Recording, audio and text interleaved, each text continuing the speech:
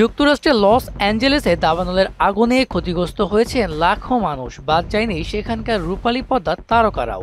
এখন পর্যন্ত হলিউডের বেশ কয়েক তারকার বাড়িঘর দাবানলে ভস্ম হয়েছে বলে খবর পাওয়া গেছে। বিবিসি বলছে, প্রাণ বাঁচাতে বহু অভিনেতা অভিনেত্রীর এক কাপড়ে বাড়ি ছাড়তে হয়েছে।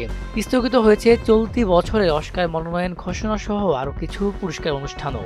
এছাড়া চলতি সপ্তাহে প্রায় সব সিনেমার প্রিমিয়ারও বাতিল করা হয়েছে। অভিনেত্রী Jamie Lee Curtis, Paris Hilton, Mandy মোর, অ্যাড্রিয়ান ব্রডি এবং অস্কারের প্রাক্তন সঞ্চালক বিলি ক্রিস্টাল আগুনে তাদের বাড়ি হারিয়েছেন। এদিকে দাবানলে ঝুঁকি এড়াতে প্যাসিফিক প্যালিসেডসের বাড়ি ছেড়ে সাবেক স্ত্রী অভিনেত্রী জেনিফার গার্নারের বাসায় উঠেছেন হলিউড তারকা বেন অ্যাফ্লেক। দাবানলের সবচেয়ে ক্ষতিগ্রস্ত এলাকার মধ্যে রয়েছে আল্টাদিনা, সিলমার এবং প্যাসিফিক প্যালিসেডস। আর এই এলাকাগুলোতেই বসবাস করেন হলিউডের বহু তারকা। আগুন ছড়িয়েছে হলিউড হিলসের পশ্চিম দিকেও। লস অ্যাঞ্জেলেসে ছড়ানো দাবানলে প্রায় 10,000 বাড়িঘর অন্যান্য স্থাপনা পড়ে ছাই হয়েছে। তবে হারিকেনের মতো বাতাসের গতি কিছুটা কমেছে।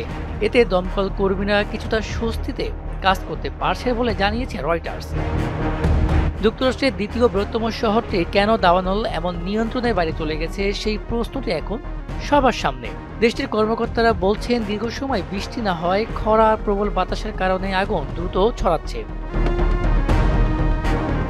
মিসবাহ রহমান, মহা ডিজিটাল।